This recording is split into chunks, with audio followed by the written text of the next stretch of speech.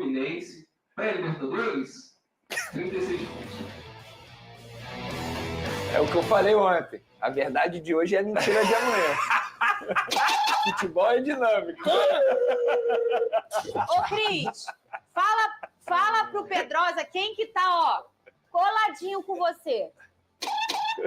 Pedrosa. Mas relaxa, o Vascão tá voando.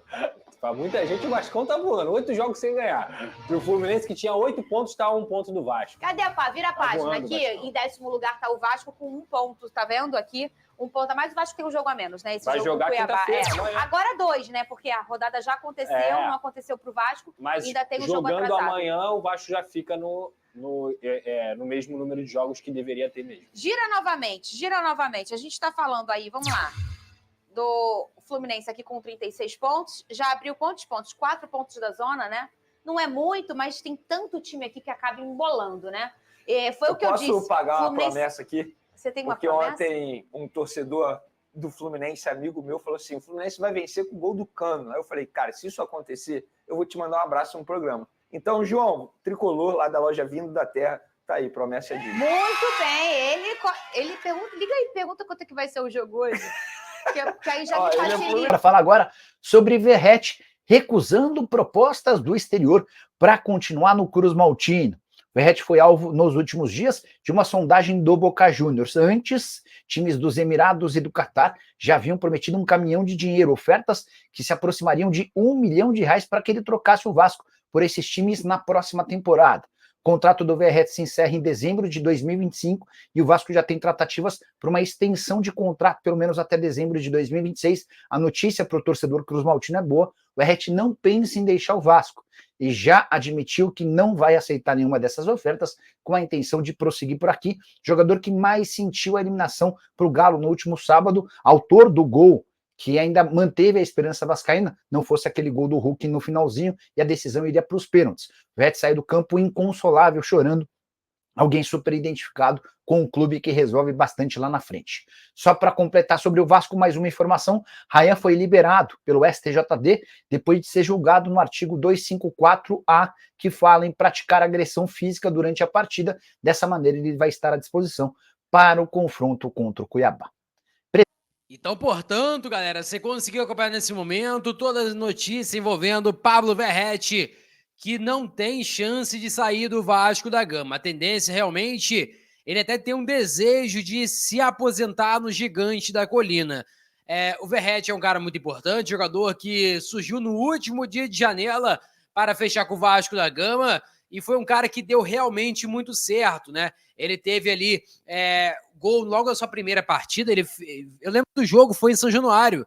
Ele saiu do segundo tempo, né? Saiu do banco de reservas no segundo tempo e foi muito importante. E aí, o restante é tudo história do que o Verratti fez junto do elenco do Vasco, conseguindo salvar o Vasco ano passado do rebaixamento e esse ano levando o Vasco da Gama até a semifinal da Copa do Brasil. Se não fosse o gol do Hulk, o Vasco poderia estar disputando a penalidade, né? Penalidades máximas e até mesmo quem sabe mesmo até chegar na final da Copa do Brasil. Informação agora sobre a janela de transferência do próximo ano, de 2025. Ficou acertado o seguinte, ó, primeiro período de janela, do dia 2 de janeiro de 2025 até 27 de fevereiro de 2025. Então, lembrando que isso aí, galera, só para detalhar para vocês, isso aí é o primeiro período da janela. O segundo período, né, no caso, seria a janela do meio de ano, onde geralmente tem aquelas negociações mais pesadas, mais fortes, vindo do futebol europeu, até porque a gente sabe, né, o calendário é diferente. Então, a segunda janela do Brasil é metade de temporada nosso, início de temporada do futebol europeu. Então, vários jogadores ali saindo, né, reformulando seu elenco com as equipes europeias. Então, é aquela janela que tem maior impacto. O segundo período vai ser do dia 9 de julho até o dia 1º de setembro, né? Julho, agosto e setembro. Então tem basicamente ali 2 meses e pouco ali para que possa se reforçar as equipes do futebol brasileiro. Além, é claro, também que vai ter possivelmente uma janela extra que vai ser aberta no dia 1º ao dia 10 de junho. mas não cabe ao Vasco da Gama, até porque são as equipes ali que terão as condições do Super Mundial, como é o caso de Palmeiras, Flamengo, é o caso do Fluminense, e várias equipes ali do futebol europeu, né? Terão direito a essa janela. E também, todos os clubes filiados a essa associação poderão usar a janela, não somente os classificados para o Super Mundial. Então, portanto, informação aí da Rádio Itatiaia, o Vasco vai ter ali a janela, primeiro período e segundo período da janela, para que possa se reforçar em seu elenco. Informação também muito importante é relacionado ali ao Luiz Gustavo, né? Ele tem sido bem visto, bem analisado pela comissão técnica do Vasco, e o Luiz Gustavo pode ser sim relacionado para a partida muito importante Vasco da Gama e a equipe do Cuiabá em São Januário, jogo que foi do primeiro turno, que não conseguiu ser realizado, foi adiado, e aí, portanto, vai ser realizado amanhã. Exatamente, hoje é quarta-feira, no dia 24, na quinta-feira, vai ser realizado, ou seja, amanhã, o jogo Vasco da Gama e Cuiabá pelo Campeonato Brasileiro. Lembrando também que já foi detalhada a 32ª e 33ª rodada. Vasco e Botafogo no dia 5/11, terça-feira, no estádio Newton Santos, com a Rede Globo transmitindo esse jogo, é claro, também do Premier. E também a 33ª rodada, Fortaleza e Vasco, dia 9/11, na Arena Castelão. O jogo vai ser no sábado, 19 horas, no horário de Brasília, e vai ser também do Premier a transmissão desse jogo. Para te falar sobre o futuro de Payet cada vez mais distante do Vasco da Gama, o meio atacante francês tem dado sinais de que não pretende ficar no clube, mesmo tendo contrato até a metade do ano que vem. E a recíproca parece ser verdadeira. A avaliação dos dirigentes do Vasco e também da comissão técnica é de que o Payet custa muito e tem entregado pouco, especialmente depois da chegada do Felipe Coutinho, atletas que atuam na mesma função. O Payet ganha R$1,5 milhão por mês e tem enfrentado uma série de dificuldades físicas e também fora de campo. Ele já havia cogitado a possibilidade de pedir a rescisão do contrato de forma amigável na metade da temporada. Na oportunidade, Pedrinho e Coutinho o convenceram a ficar pelo menos até dezembro. Atleta que ganha um salário de R$1,5 milhão por mês, bastante na realidade financeira do Vasco. Diante da escassez de receitas, da dificuldade em encontrar patrocinadores e da prioridade na melhoria do time para o próximo ano, eu não descartaria que o Payet chegasse a uma rescisão de contrato de forma amigável e essa grana fosse utilizada para a contratação de 2 ou 3 jogadores que entregassem mais no próximo ano. Eu queria muito saber a sua opinião, torcedor vascaíno. O Payet merece continuar? Vale a pena segurá-lo até junho do ano que vem ou libera no fim dessa temporada? Já uso o espaço para comentário para deixar registrada a sua opinião. Combinado? Bora falar agora sobre a camisa da sorte do Palmeiras. Então, portanto, galera, você conseguiu acompanhar nesse momento as palavras de Jorge Nicola sobre a situação envolvendo Payet.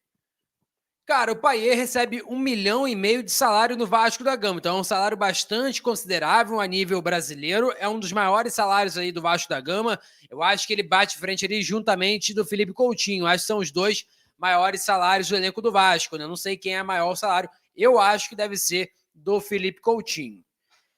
Cara, o Payet realmente vem de várias temporadas abaixo, né? Tanto no Olympique de Marseille, tanto também na equipe do Vasco da Gama. É um cara que a idade está chegando. Você, por exemplo, com 800 mil, você consegue ter jogador de qualidade. E se você juntar 2 salários de 800 mil, equivale a 1.600.000. E o Payet recebe 1.500.000, ou seja, você conseguiria 2 jogadores colocando apenas 100 mil a mais no seu orçamento. E eu confio, pelo menos, que, cara, com 800 mil, se for bem, né, escauteado, se for bem procurado esse jogador, eu acho que pode ser um jogador que venha servir bastante pro Vasco, né? Porque, cara, 800 mil é um salário bem considerável, quase 1 milhão de salário, cara. Então, eu acho que o ideal seria realmente buscar uma rescisão amigável com o Payet, jogador que não está rendendo o que espera, jogador que, com o Felipe Coutinho, a gente já conseguiu ver que dificilmente vai ter encaixe. Possivelmente, para ter os dois juntos, teria que fazer uma gambiarra, digamos assim, taticamente falando. E aí eu acho que o Vasco, o ideal seria realmente ter 2 jogadores de 800 mil que rendam, do que ter um jogador de 1.500.000 que não tá rendendo. Essa que é a minha opinião. Não sei o que você acha, coloca nos comentários, quero saber a sua opinião. Vou ficando por aqui, galera. Dê seu like, é muito importante. Compartilhe o vídeo para geral. Nossa meta é alcançar 50 mil. Eu conto muito com a sua ajuda e também com a sua moral. Vou ficando por aqui. Valeu, tamo junto. E é nóis. Fui!